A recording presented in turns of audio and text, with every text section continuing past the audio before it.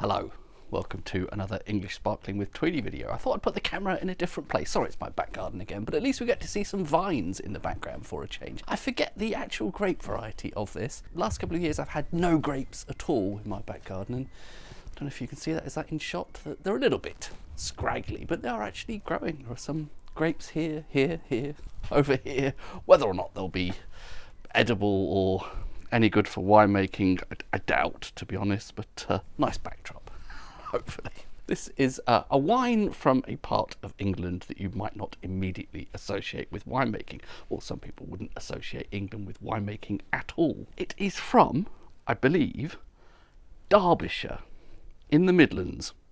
It's called Renishaw Hall. This was one that I picked up from the John Lewis Food Hall, basically Waitrose, in Oxford Street in the centre of London, and they actually had a few subtly different labels which I think corresponded to different vintages. The one that I happen to have picked up here is the 2017. Bit of a sort of, I'm not even sure John Lewis Food Hall knows exactly what it has in stock there.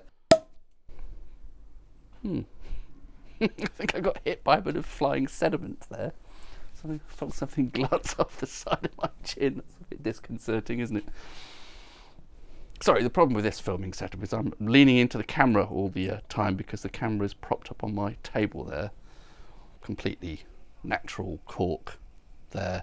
It's stayed very straight, hasn't it? I have a feeling that means something rather than sort of mushrooming out as they sometimes do. Pale gold sort of a colour. Nothing yet to indicate that this is anything other than classic champagne grape varieties, but I don't think it is champagne grape varieties. I'll correct myself if I'm wrong, of course. Not necessarily giving the game away immediately on the nose, though.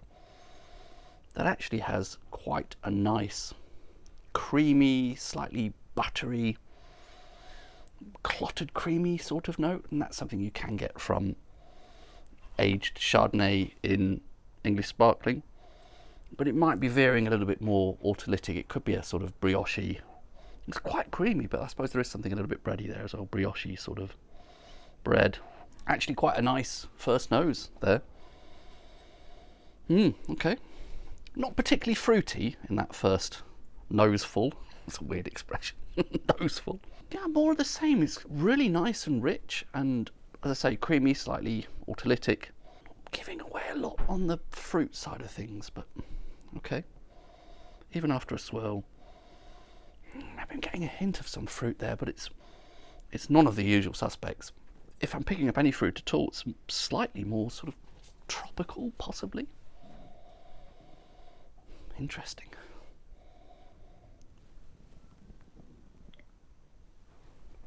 Well, who would have thought it? That is surprisingly pleasant. It's nice and crisp.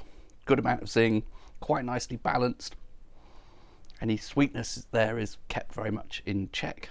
There are some bitter, tingly, almost slightly mineral notes, I think, on the palate, and quite a long finish. I'm still tasting that now.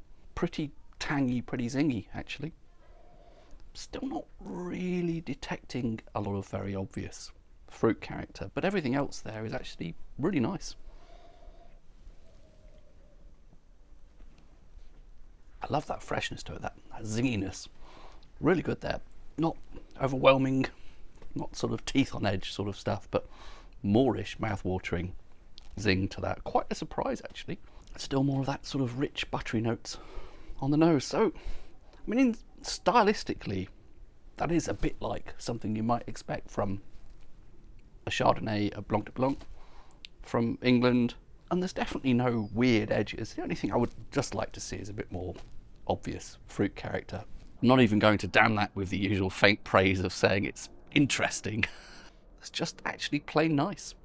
The only slight nit I have to pick with it is not as much fruit as I'd potentially like. But everything else about that is really good. Well done, Renishaw Hall. I think that's actually a very drinkable wine. Very reasonably priced as well, which I think was another clue that it was probably less prestigious grape varieties. I put the price on screen, I can't remember off the top of my head. But, under 30, which I think is pretty good for ESW. Nice stuff. Cheers.